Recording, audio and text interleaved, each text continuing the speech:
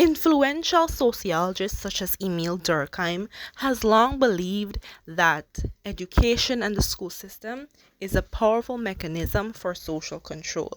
Today we'll be having an open discussion including professionals such as a social worker, parents, and students themselves on how social control can be maintained through the school system. We'll now go on to have some commentary from two secondary school students and two primary school students on how their classmates behave during instructional periods. Good afternoon.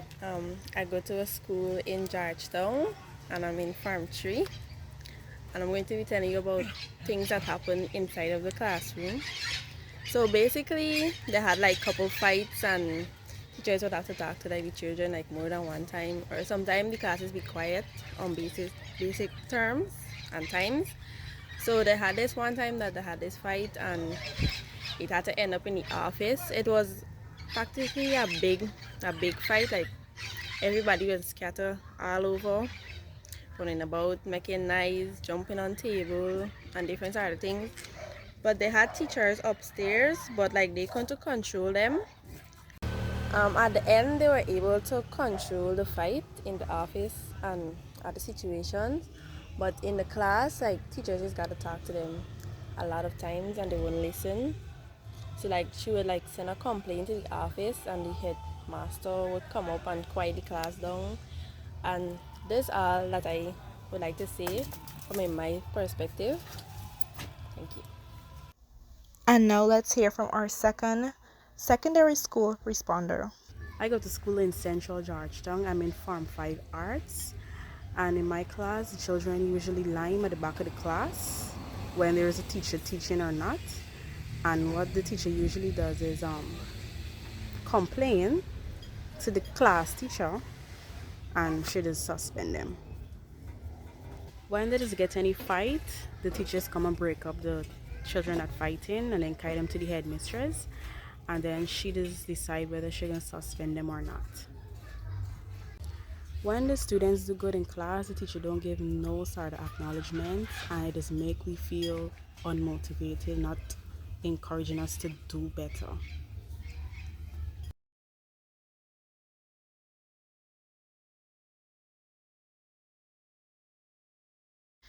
Now let's go on to hear from our younger learners, those in the primary system. How do the children in your class behave? Very bad. Do they listen to their teacher? No. Do they fight? Yes, they do. Are they mean to each other in class? Yes. Give some example of the things they would do. They would trip somebody and say it's not them. Okay, anything else? They would fight somebody. Uh-huh.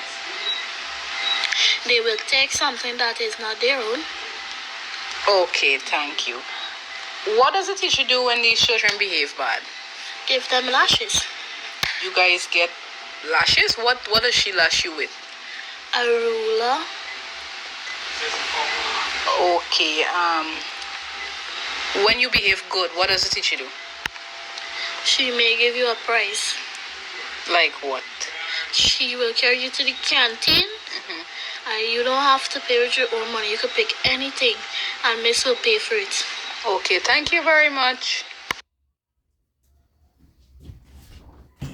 Okay, so well, sometimes my classmates don't listen to my teacher, and sometimes she says if you don't listen, we would need to take you to the principal office and to call your parents if you behave or not. And if you get an injury, that's okay. You just can go to the office and get your head fixed. And if you got a big issue, they're gonna carry you to the hospital, and your parents could come. Yeah. Bye. Now let's hear from the point of view of parents in Guyana's education system. Good day. I'm a parent of a primary school child. And as a parent, I think that schools can significantly help in maintaining social control and order within society.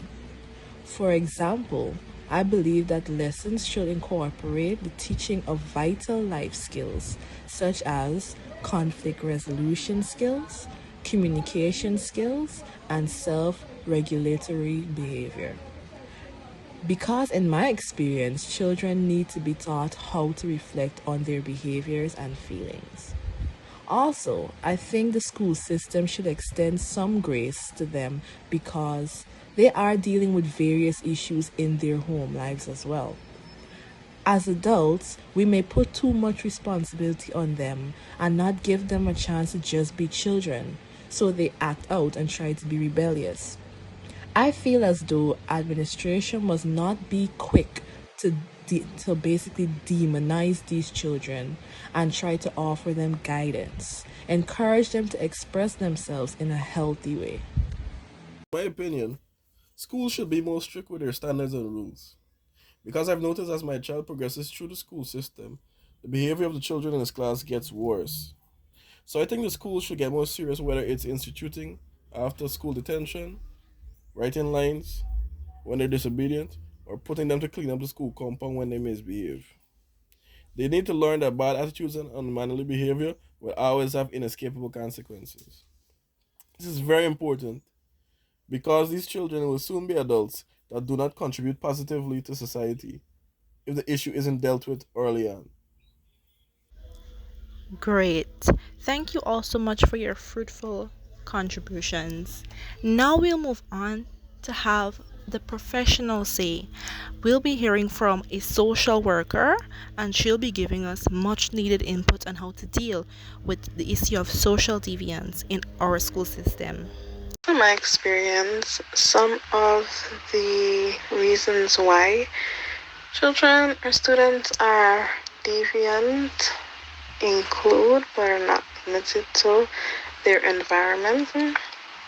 Now, there are some children who grow up in deviant environments. Let's say maybe the community in which they live, or maybe the family in which they live, they see on a daily basis deviant behavior, and so some children um, act out these deviant behaviors within the school. Some of them some of them understand what they do, while there are others who don't know any better because they were not taught any better, and so they exhibit such behaviors in the schools. There's also sudden changes in life. For example, maybe a child would have been living with both of their parents, and then suddenly either a family member died, or maybe their parents would have divorced.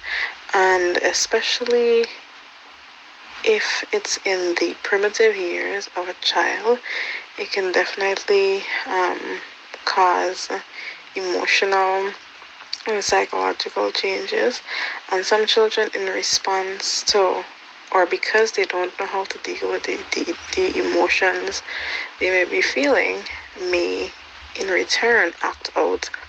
And so we have children who would start to fight and do other things because they don't know how to deal with the changes that are happening in their lives and in the lives of their family. So they receive a ripple effect of other issues within the home that can have an impact on the child and cause them to be deviant. Then there is peer pressure. I think peer pressure happens at any stage of childhood. And it's a big one because some children, they want to fit in with the crowd, and so as a result, they are forced by their peers to do things that may not be the right thing to do, but because they're in the stage of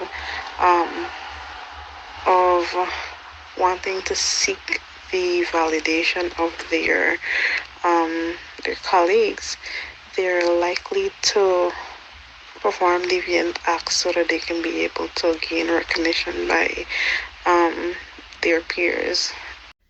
Thank you so much for sharing that. What can we do beyond simple school intervention to aid these children? Children, it may require external assistance, and that means that the teacher may have to, or the head teacher may have to reach out to a professional so that that child can be able to receive counseling.